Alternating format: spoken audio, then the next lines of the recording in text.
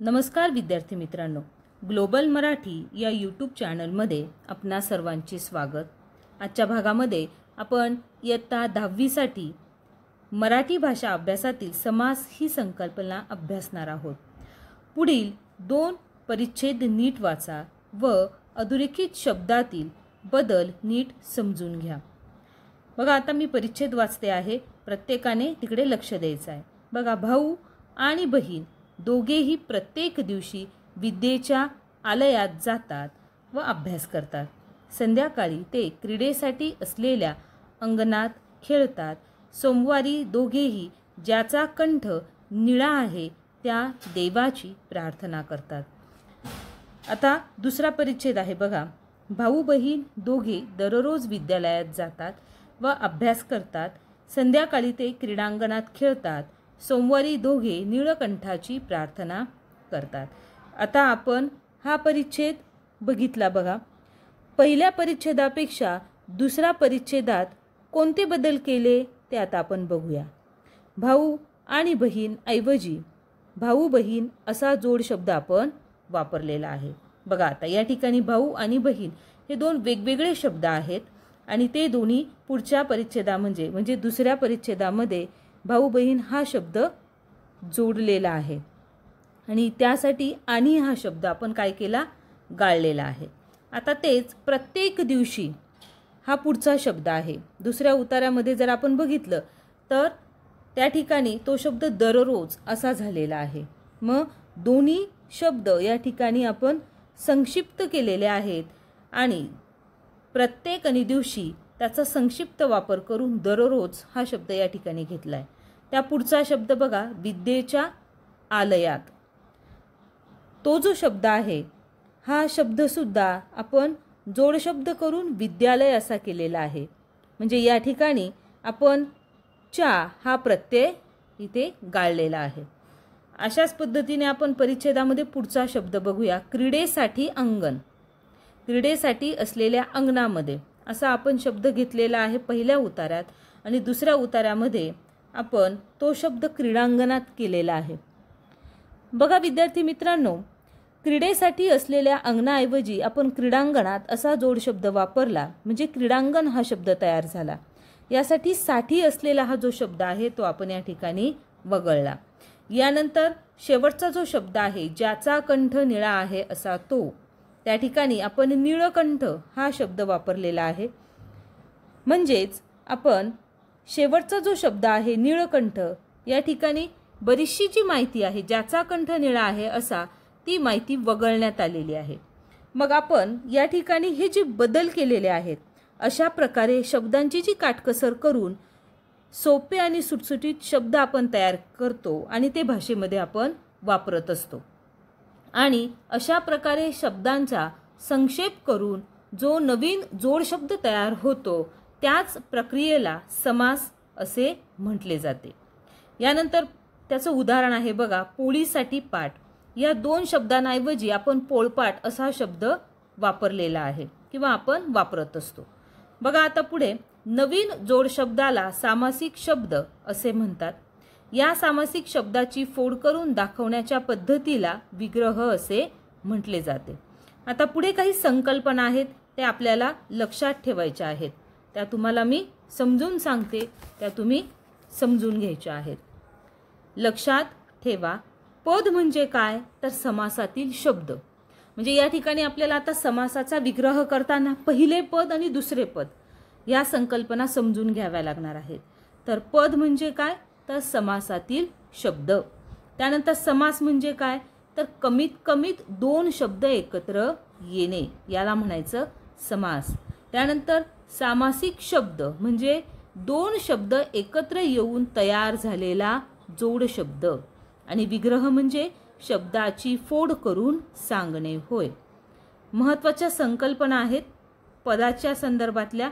समासातील शब्द म्हणजे पद आपण वरतीच बघितलं। त्यानंतर बघा, पहिलं पद म्हणजे पहिला शब्द आणि दुसरे पद म्हणजे दुसरा शब्द। मग आता समासातील कोणते पद महत्त्वाचे किंवा प्रधान आणि कमी महत्त्वाचे म्हणजेच गौण आहे यावरून समासाचे 4 प्रकार पडतात। प्रधान पद याच्यासाठी अधिकचं चिन्ह वापरलं जातं आणि गौण पदासाठी वजाचं चिन्ह वापरलं जातं. आता ह्या दोन संकल्पना महत्त्वाच्या आहेत. पहिला शब्द म्हणजे पहिलं पद आणि दुसरं पद म्हणजे दुसरा शब्द, हे लक्षात असू द्या. आता आपण समासाचे प्रकार बघूया. समासाचे मुख्य 4 प्रकार आहेत आणि हे जे समासाचे 4 प्रकार आहेत ते लक्षात ठेवा. बऱ्याचदा उपप्रकारांमध्ये आणि मुख्य प्रकारांमध्ये बऱ्याच विद्यार्थ्यांचा गोंधळ होत असतो. त्यामुळे मुख्य प्रकार ह्या संकल्पना कोणकोणत्या आहेत, म्हणजे समासाचे मुख्य 4 प्रकार कोणते आहेत ते काळजीपूर्वक समजून घ्या. पहिला प्रकार आहे अव्ययीभाव समास. यामध्ये पहिलं पद जे असतं ते प्रधान असतं, म्हणजे महत्त्वाचं असतं, आणि दुसरं जे पद आहे ते गौण असतं. त्यानंतर बघा, दुसरा जो प्रकार आहे तो आहे तत्पुरुष समासाचा. त्यामध्ये पहिलं पद जे आहे ते गौण आहे, म्हणजे त्याला महत्त्व नसतं, दुसऱ्या पदाला प्राधान्य दिलं जातं किंवा महत्त्व दिलं जातं. त्यानंतर द्वंद्व समास हा तिसरा प्रकार आहे समासाचा. या समासाच्या प्रकारामध्ये दोन्हीही पदं प्रधान असतात, म्हणजे महत्त्वाची असतात, हे लक्षात घ्या.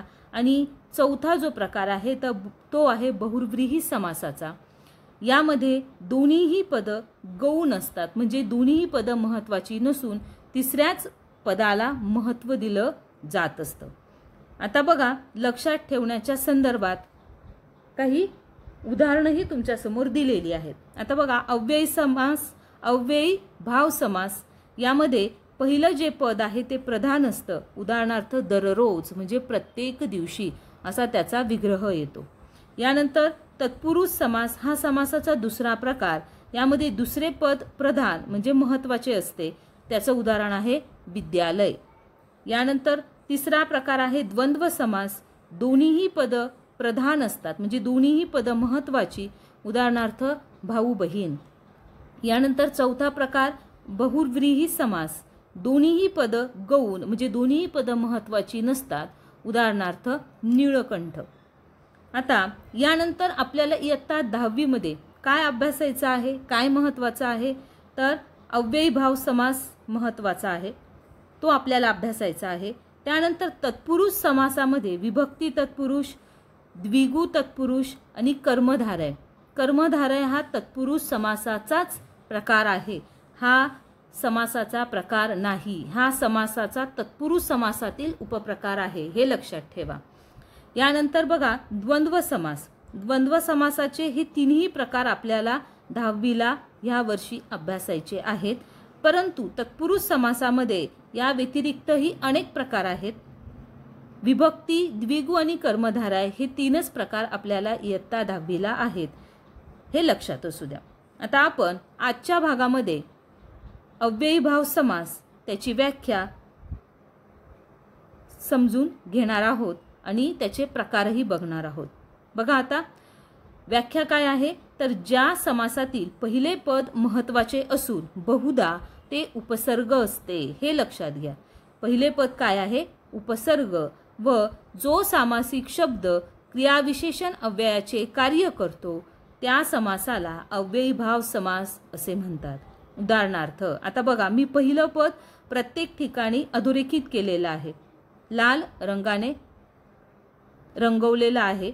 म्हणून आपण हे लक्षात घ्या की दर, गैर, यथा हे पहिलं पद आहे आणि हे पद महत्त्वाचं आहे, तो उपसर्ग आहे. अव्ययीभाव समासाचं उदाहरण ओळखण्यासाठी सगळ्यात महत्त्वाचं लक्षण, पहिलं पद महत्त्वाचं असून ते काय आहे, उपसर्ग असतं आणि जो सामासिक शब्द तयार होतो तो क्रियाविशेषण अव्ययाचं कार्य करतो. आता म्हणजे बघा, दर हे पहिलं पद उपसर्ग आहे, दररोज हे क्रियाविशेषण अव्यय झालं. गैर हे पहिलं पद आहे, उपसर्ग असून गैरहजर हे क्रियाविशेषण अव्यय आहे. तसंच यथा हे पहिलं पद आहे आणि उपसर्ग असून यथाशक्ती त्यापासून तयार झालेला अव्ययीभाव समासाचं जरी उदाहरण असलं तरी क्रियाविशेषण अव्यय आहे. म्हणजेच दररोज, गैरहजर, यथाशक्ती हे तिन्ही सामासिक शब्द अव्ययीभाव समासाचे आहेत. यानंतर बघा आता अव्ययीभाव समासाचे काही सामासिक शब्द व त्यांचे विग्रह यांचा तक्ता आपल्याला बघायचा आहे। आता बघा, त्यामध्ये पहिला प्रकार आपण त्याला म्हणूया आ म्हणजे काय, पासून किंवा पर्यंत। त्यापासून काही सामासिक शब्द आहेत तिथे, त्यांचा आपण विग्रह केलेला आहे आणि त्यांचाच आपण समासाचं नाव सुद्धा लिहिलेलं आहे। बघा, आपादमस्तक पायापासून डोक्यापर्यंत अव्ययीभाव समास, आजीव जीव असेपर्यंत अव्ययीभाव समास, आजीव म्हणजेच यावत जीव। यानंतर बघा, आकंठ कंठापर्यंत अव्ययीभाव समास। आता यानंतर याच प्रकाराचे आपण काही सामासिक शब्द बघणार आहोत। यामध्ये आजन्म जन्मापासून अव्ययीभाव समास। आता आपण मुळातच अव्ययीभाव समासाची उदाहरणं बघत आहोत, त्यामुळे हे नाव आपल्या समोर नजरेसमोर आहेच, परंतु ज्या वेळेला परीक्षेला आपण किंवा इतर वेळेला तयारी करताना वगैरे अव्ययीभाव समासाचं नाव हे प्रत्येक वेळेला समासाचा प्रकार कोणता आहे तो ओळखता येणं आपल्याला गरजेचं आहे। यानंतर बघा, आमरण मरणापर्यंत, आकर्ण कानापर्यंत अव्ययीभाव समास। त्यानंतर आलोचन, लोचन म्हणजे डोळ्यांपर्यंत, मग तुम्ही लोचनापर्यंत किंवा डोळ्यांपर्यंत असं देखील ते लिहू शकता आणि त्याचा प्रकार आहे अव्ययीभाव समास। यानंतर पुढचा शब्द आहे असेतू हिमालय। आता सेतूपासून हिमालयापर्यंत असा त्याचा आपण विग्रह करणार आणि त्याचा प्रकार आहे अव्ययीभाव समास। आता यानंतर दुसरा प्रकार आहे दर हर प्रति या उपसर्गापासून तयार होणारे सामासिक शब्द। आपण याआधी बघितलं आ हा उपसर्ग वापरून तयार झालेले सामासिक शब्द। आता दर किंवा हर आणि प्रति या प्रत्येक उपसर्गाच्या साहाय्याने तयार होणारे सामासिक शब्द आहेत आणि त्या सामासिक शब्दाचा म्हणजे या उपसर्गाचा अर्थ होतो प्रत्येक। म्हणून आपण या ठिकाणी आता प्रत्येक शब्दाचा विग्रह हा बघणार आहोत। आता बघा, दररोज प्रत्येक दिवशी त्याचा विग्रह झाला आणि समासाचं नाव आहे अव्ययीभाव समास। यानंतर दरमास प्रत्येक महिन्याला अव्ययीभाव समास, दरवर्षी प्रत्येक वर्षाला अव्ययीभाव समास। त्यानंतर दरसाल म्हणजे सालात, प्रत्येक सालात। या ठिकाणी प्रत्येक वर्षाला लिहिलं तर चालणार नाहीये, कारण वरती दरवर्षी हा शब्द आलेला आहे, त्याचा विग्रह आपण प्रत्येक वर्षाला केलेला आहे। तसंच दरसाल म्हणजे प्रत्येक सालात अव्ययीभाव समास। यानंतर दर शेकडा हा शब्द आहे, हा आहे सामासिक शब्द। या संकल्पना सुद्धा खूप महत्त्वाच्या आहेत। सामासिक शब्द म्हणजे काय, विग्रह म्हणजे काय आणि समासाचं नाव। सामासिक शब्द ही तुम्हाला संकल्पना मी मगाशीच समजून सांगितली, तरी परत एकदा ही व्याख्या समजून घ्या की शब्दांच्या एकत्रीकरणाने जो एक शब्द जोड शब्द तयार होतो त्याला आपण सामासिक शब्द म्हणतो आणि त्याचा विग्रह करायचा म्हणजे काय करायचं, तर ते शब्द जे आहेत ते शब्द आपल्याला त्याचं विभाजन करायचं, त्याला म्हणायचं विग्रह। आता बघा, दर शेकडा प्रत्येक शेकड्याला अव्ययीभाव समास। त्यानंतर हर घडी म्हणजे प्रत्येक घडीला किंवा प्रत्येक क्षणाला अव्ययीभाव समास।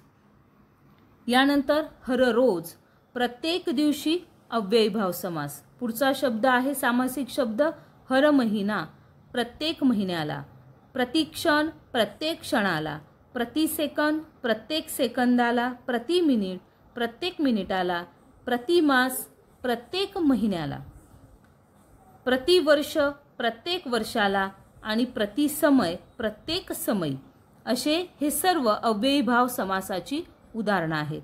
आता यानंतर बघा, तिसरा जो उपसर्ग आहे बिन म्हणजेच शिवाय किंवा बिना, हा एक उपसर्ग आहे। बिन म्हणजे आपण सुरुवातीला आ हा उपसर्ग अभ्यासलेला आहे, आजन्म आमरण आकर्ण अशा प्रकारे। यानंतर आपण दुसरा उपसर्ग बघितला, त्यामध्ये दर हर आणि प्रति हे उपसर्ग होते। आता हा तिसरा जो प्रकार आहे यामध्ये आपल्याला बिन या उपसर्गाबद्दल माहिती घ्यायची, त्याच्यापासून तयार होणारे सामासिक शब्द बघायचे आहेत आणि त्याचा अर्थ होतो शिवाय किंवा विना। आता बघा, बिन चूक चुकी शिवाय, बिनधास्त धास्तीशिवाय, बिनधोक धोक्याशिवाय, विना विलंब विलंबाशिवाय म्हणजे उशिराने, विलंब म्हणजे याचा समानार्थी शब्द आहे उशिराने म्हणजेच विलंब. त्यानंतर विना हरकत म्हणजे हरकतीशिवाय, विनाकारण कारणाशिवाय. हे सर्व अव्ययीभाव समासाचे उदाहरणं आहेत. आता पुढे बघा यथा.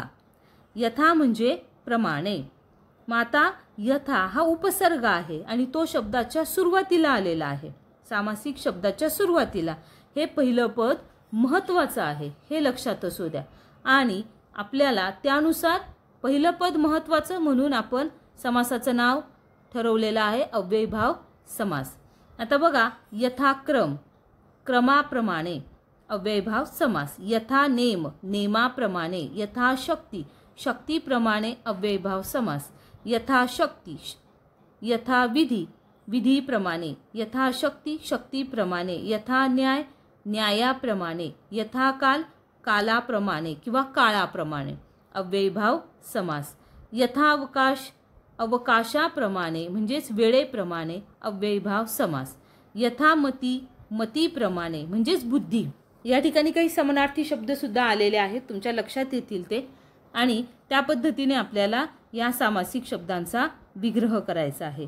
आता यामध्ये बघा पाचवा जो उपसर्ग आहे त्यामध्ये बे गैर हे उपसर्ग आहेत आणि त्यांचा अर्थ होतो नाही.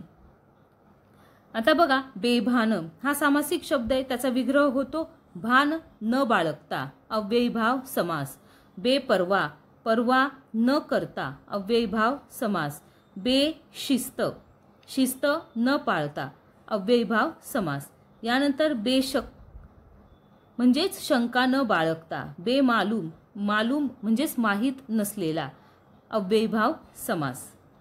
यानंतर गैरहजर हजर न राहता. गैरशिस्त शिस्त न राहता. गैरमर्जी मर्जीत न राहता. हे सर्व अव्ययीभाव समासाचे उपसर्गाचे प्रकार आहेत. आता बघा शब्दांची द्विरुक्ती करून सुद्धा काही शब्द तयार होतात आणि त्यापासून सुद्धा आपल्याला विग्रह सामासिक शब्दांचा करता येतो. यामध्ये बघा दारोदार प्रत्येक दारात. त्यानंतर बघा यानंतर घरोघर प्रत्येक घरात. गल्लोगल्ली प्रत्येक गल्लीत.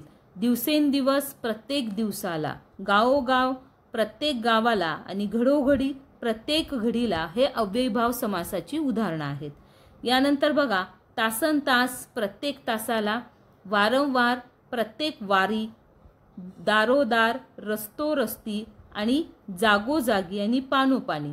मग ह्या प्रत्येकाचा विग्रह प्रत्येक रस्त्यावर प्रत्येक जागी आणि प्रत्येक पानावर अशा अर्थाने हा विग्रह होणार आहे आणि त्याचा प्रकार आहे अव्ययीभाव समास. विद्यार्थी मित्रांनो, आपण आजच्या भागामध्ये अव्ययीभाव समासाचे उदाहरणं अभ्यासलेले आहेत. तुम्ही असाच ह्या व्हिडिओचा अभ्यास करायचा आहे. व्हिडिओला शेवटपर्यंत पाहिल्याबद्दल धन्यवाद. व्हिडिओला लाईक करा, शेअर करा आणि धन्यवाद मित्रांनो.